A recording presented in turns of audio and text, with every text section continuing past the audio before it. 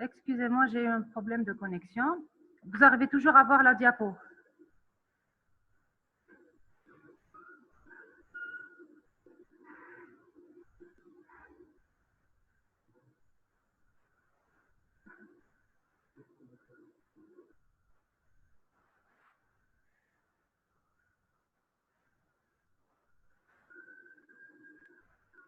Si vous arrivez à me suivre, dites-le s'il vous plaît.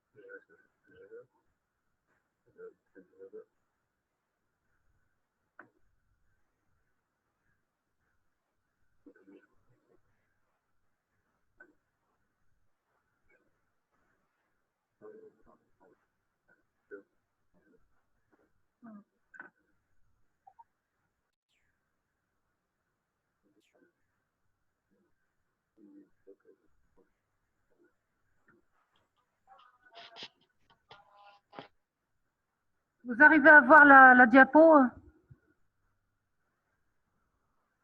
Oui, madame. Très bien, merci. On va reprendre brièvement les tumeurs de l'œsophage. Je m'excuse pour le retard. Alors, le cancer de l'œsophage est relativement peu fréquent par rapport aux autres cancers digestifs, représente 15% des cancers digestifs. Surtout, c'est une pathologie de l'homme de plus de 50 ans. Alors, devant toute suspicion de cancer de l'œsophage, ça justifie une endoscopie œsogastrique avec, bien sûr, prélèvement biopsique. L'examen anatomopathologique des biopsies permet de confirmer le diagnostic et de préciser le type histologique, bien sûr, du cancer. Et généralement, les cancers d'œsophage sont de pronostic péjoratif.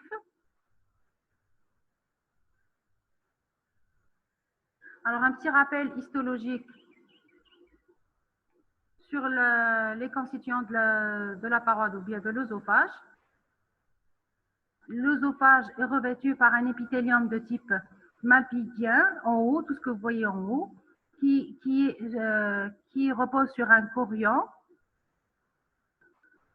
L'épithélium et le chorion vont constituer ce qu'on appelle la muqueuse. Ensuite, on a les structures musculaires ici qui sont la musculaire muqueuse et bien sûr la musculeuse et l'adventice qui n'apparaît pas sur cette image.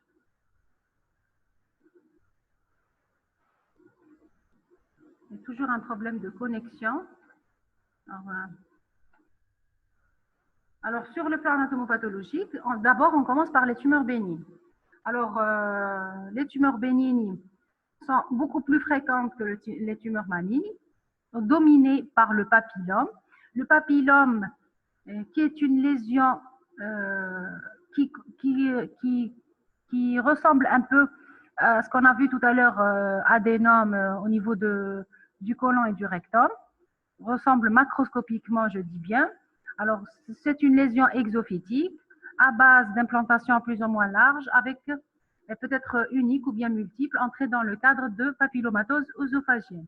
Alors, comme le montre l'image sur le plan histologique en bas, alors ces papillomes sont faits de plusieurs papilles ramifiées. Ces papilles sont pourvues d'un axe conjonctivo-vasculaire grêle et bordées d'un épithélium malpighiens parfaitement réguliers qui ressemblent à l'épithélium de l'œsophage.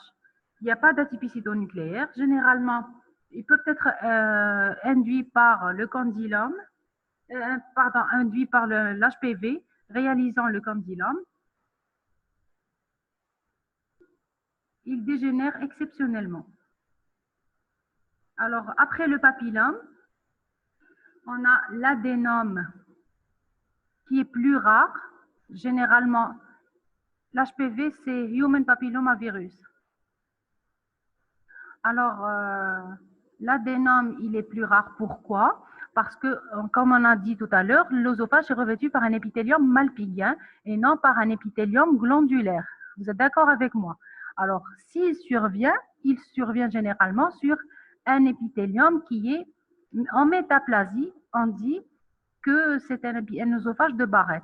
Ça correspond généralement au tiers inférieur de l'œsophage qui subit une métaplasie, c'est-à-dire une transformation de l'épithélium malpighien en un épithélium glandulaire qui est fait de tubes ou bien de papilles bordés de cellules régulières avec parfois des lésions de dysplasie.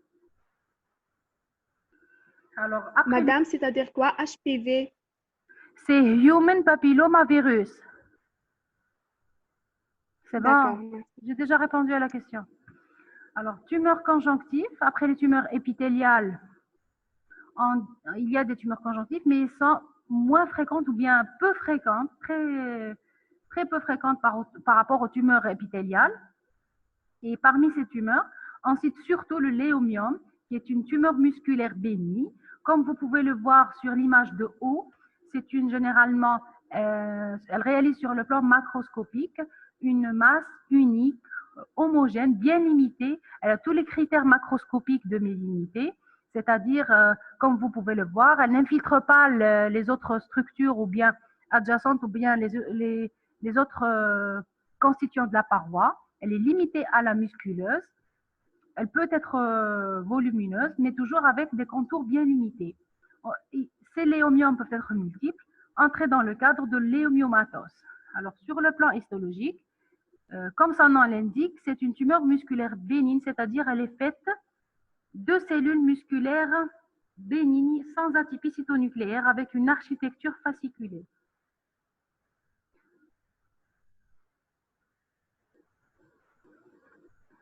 Très bien. Alors, on a d'autres tumeurs conjonctives qui sont moins fréquentes, qui est l'angiofibrolipome, comme son nom l'indique, avec une composante vasculaire pour angio, fibro, c'est-à-dire faite de fibroblastes, et lipome pour cellules adipeuses. Neurofibrome et tumeurs à cellules granuleuses qui sont des tumeurs nerveuses bénignes. Alors, après les tumeurs bénignes, on passe aux lésions précancéreuses qui sont très importantes à connaître. Selon que ces lésions surviennent en muqueuse malpighienne ou bien en muqueuse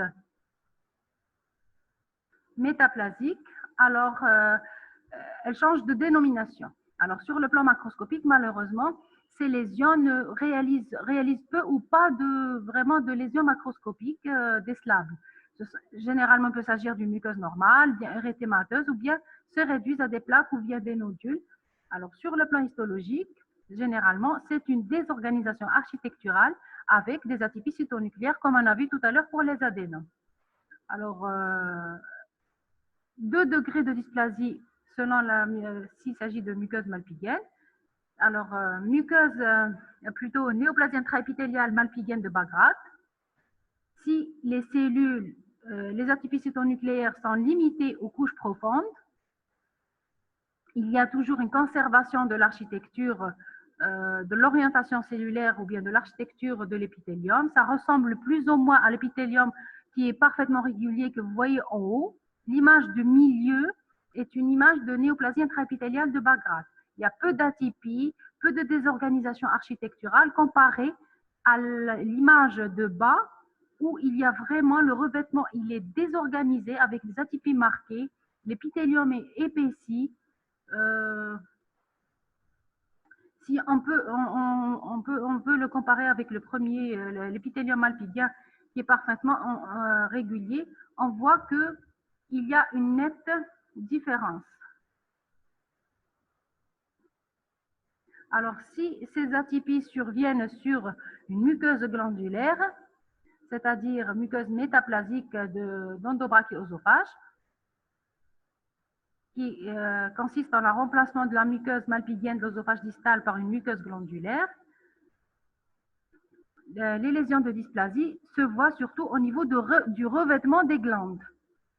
Alors, comme le montre l'image de gauche, il y a une nette différence entre le revêtement de cette glande qui est un peu dilatée, le revêtement qui est à gauche par rapport à celui qui est parfaitement régulier, qui se voit à droite.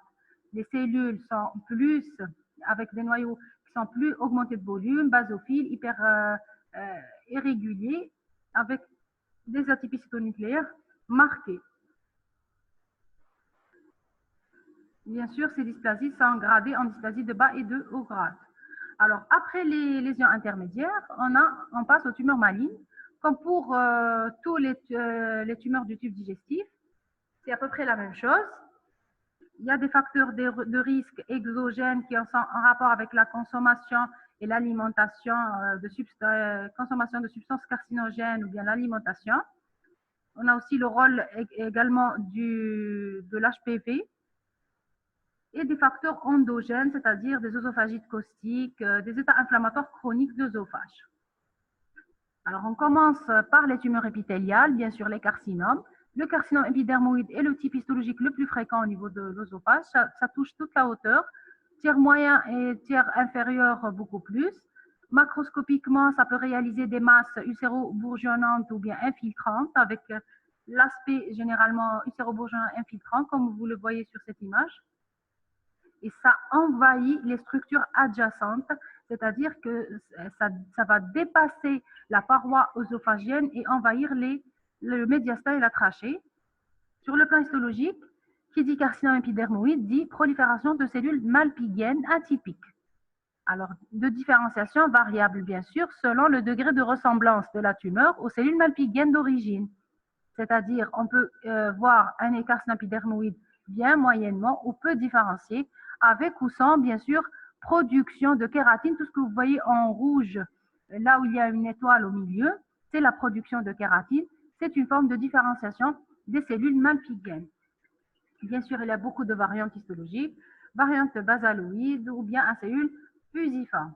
Alors, l'image de haut montre un carcinome épidermoïde qui est moyennement différencié. Pourquoi? Parce qu'on a moins de cellules qui ressemblent aux cellules malpighiennes et il y a plus de cellules qui sont, disons, indifférenciées. Une persistance de quelques cellules squameuses, une diminution de la sécrétion de la kératine et une augmentation de degré d'atypie cytonucléaire. Le carcinome épidermoïde peut différencier celui de bas. Les cellules squameuses sont peu reconnaissables. Il y a une disparition de la sécrétion de la kératine, une augmentation du degré de atypie cytonucléaire. Parfois, on doit avoir recours à l'immunohistochimie pour reconnaître la différenciation malpighienne des cellules. On utilise certains marqueurs comme la P63, la cytokératine 5-6.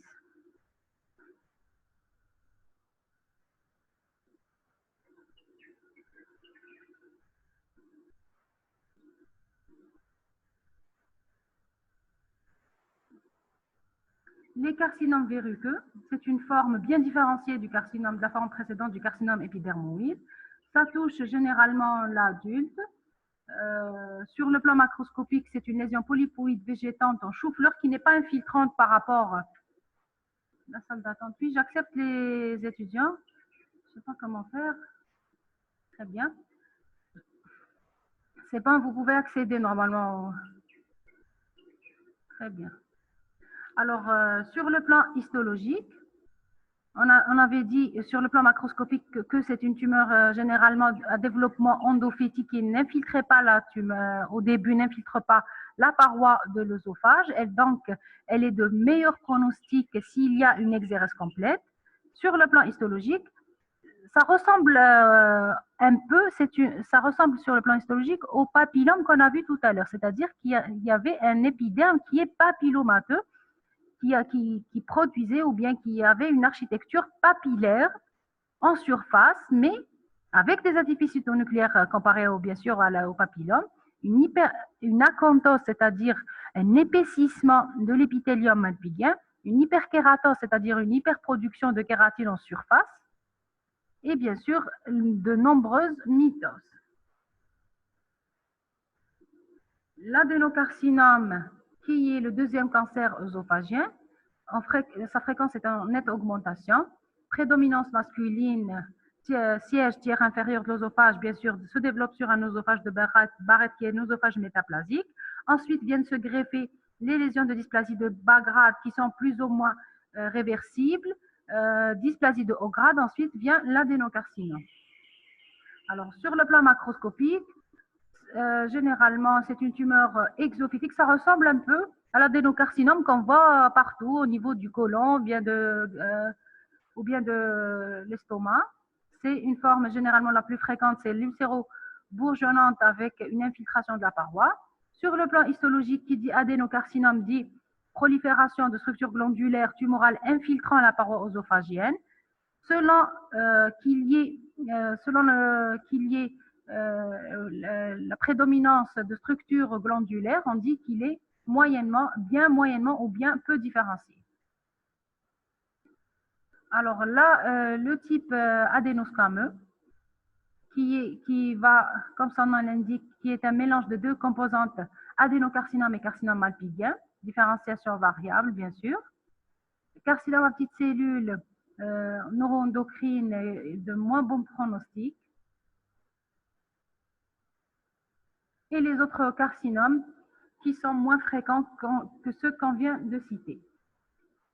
Alors, après les tumeurs épithéliales, viennent les tumeurs conjonctives, c'est-à-dire les sarcomes.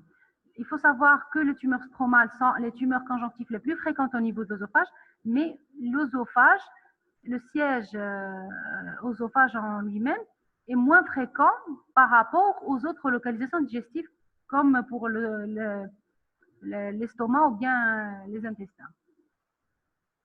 Alors, ce sont des tumeurs mésenchymateuses qui sont faites, qui dérivent des cellules interstitielles de Cajal associées à une mutation du gène KIT, développées dans l'épaisseur de la paroi digestive à partir de la musculeuse. Elles respectent au début la muqueuse en surface.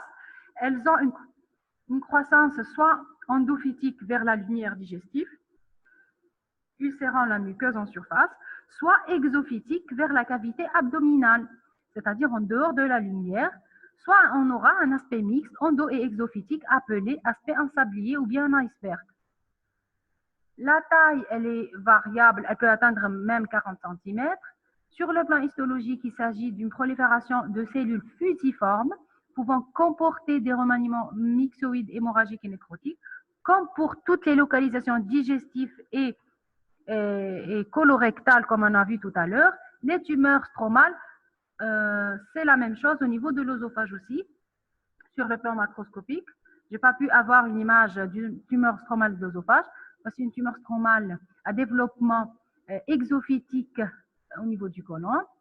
Alors, voici une image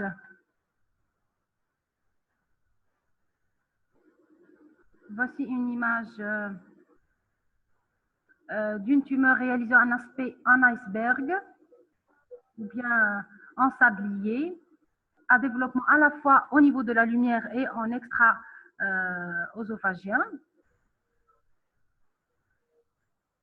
On avait dit que sur le plan histologique, ça faisait une prolifération à cellules fusiformes. Parfois, on est devant une prolifération qui est d'aspect ressemblant beaucoup plus à des cellules épithéliales. Elle est dite épithélioïde et on est amené toujours à confirmer la nature stromale des cellules tumorales par une étude immunohistochimique. Le pronostic dépend de l'index mitotique et de la taille tumorale. Voici une image histologique qui correspond à une tumeur stromale. Vous pouvez voir au milieu une mitose, au milieu de l'image, une mitose anormale. Alors, après les tumeurs stromales, d'autres tumeurs qui sont conjonctives malignes, on cite le léomyosarque, qui est l'équivalent malin du léomiome. C'est une tumeur musculaire lisse maligne, souvent de grande taille avec remaniement nécrotique et hémorragique et envahissement Oui, j'accepte les élèves en attente.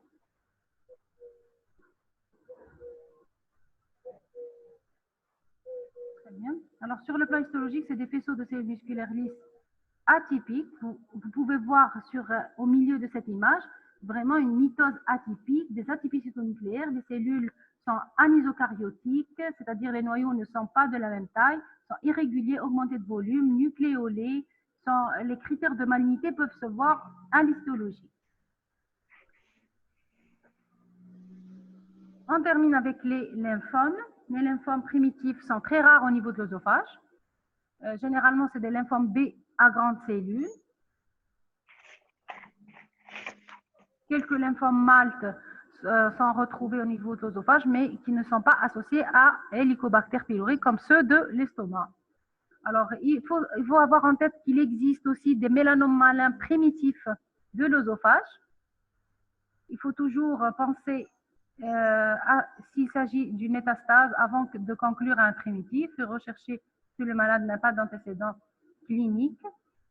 C'est des lésions polypoïdes généralement qui prédominent au tiers inférieur. Sur le plan histologique, ce sont des cellules mélaniques, c'est-à-dire qui produisent de la mélanine, un pigment mélanique, qui se voit sur cette image. Tout ce que vous voyez en brun ou bien en marron, c'est du pigment mélanique. Elles sont de très mauvais pronostics, avec une survie moyenne inférieure à 1 an. Les tumeurs secondaires sont possibles aussi au niveau de l'œsophage, par extension d'un cancer de voisinage, oropharynx, branche ou bien larynx, et les métastases viscéraux plus ou moins éloignés, tels que le sein, le prostate, testicules, sont plus rares. On a terminé. Est-ce que vous avez des questions?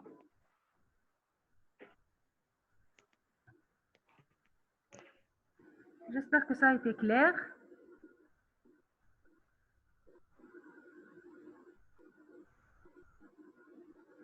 J'ai essayé au maximum de résumer les deux cours.